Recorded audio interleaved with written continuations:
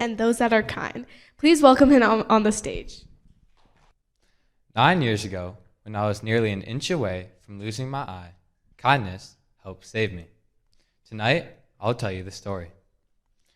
Society is centered around doing actions that are good, but we really need to be centered around doing actions that are a combination of both good and kind. But to truly understand that statement, we must first have a clear definition of what good and kind mean. Good and kind are often thought to be synonymous. However, they can be differentiated.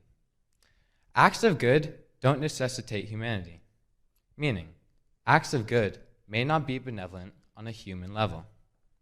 On the other hand, acts of kindness are human-centered, or put another way, they promote humanity.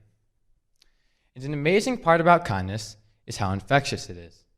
In fact, studies have shown that just one act of kindness can affect up to 125 people. Okay, so what makes kindness so special?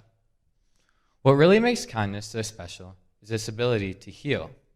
In a specific study from the University of Wisconsin, 2 sample groups were measured, each group experiencing a cold. One group experienced physician care exhibiting kindness, while the other did not. The study found that the group experiencing kindness had a shorter cold duration time. Now think about that for a second. Kindness was literally able to resolve their colds faster. I experienced the impact of kindness firsthand. When I was 7 years old, I was at a park throwing a ball around with my brother. I was chasing after a ball that was rolling on the ground. All I remember is looking up and seeing a grill right in front of me. I collided headfirst into the grill. Immediately, I felt my face start burning. It felt like it was on fire. I was then carried to a bench where I laid in my mother's arms, shaking in fear and shock. I had no idea the extent of what just happened.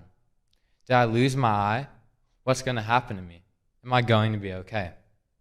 All these questions raced through my head.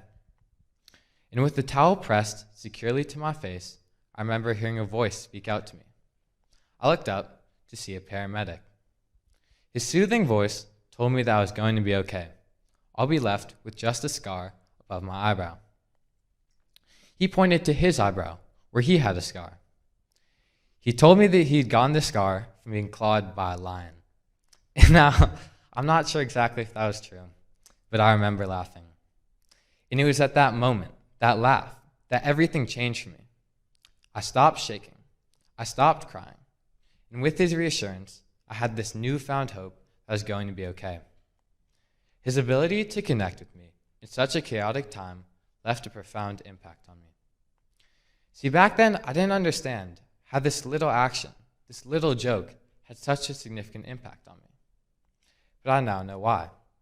That's just the power of kindness. And now, back to what I was saying at the beginning. The paramedic could have done a perfectly good job. He could have stopped the bleeding and transitioned me to the ER. But not only did he do good, he did kind, and it was his kindness that comforted and helped heal me.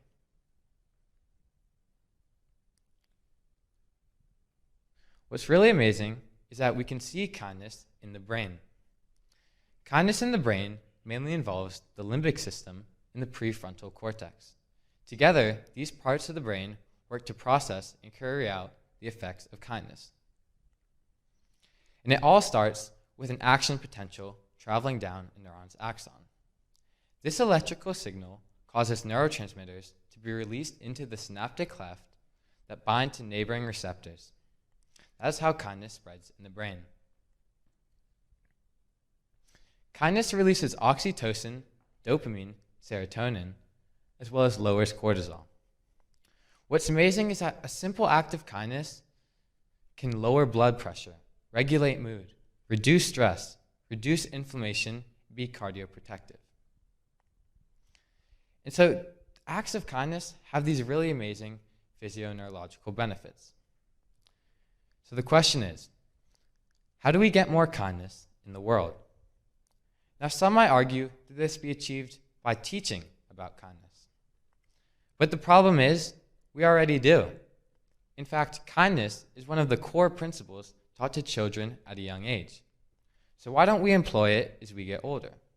Why isn't it standard practice in all professions? If we want more kindness, then it needs to be incentivized. As a great Charlie Munger once said, "Show me the incentive and I'll show you the outcome." But if we want to incentivize kindness, then it has to be quantifiable. And so, the novel idea that I want to leave everyone with is that with all the technology and all the great minds available to society, we must come together to create a universal kindness measurement system and pair this measurement system with incentives to drive behavior. The same way acts of good, like donating to charity, are incentivized through tax breaks, kindness should have a similar system. I want you to imagine a future in which companies, universities, all aspects of life are evaluated with kindness metrics.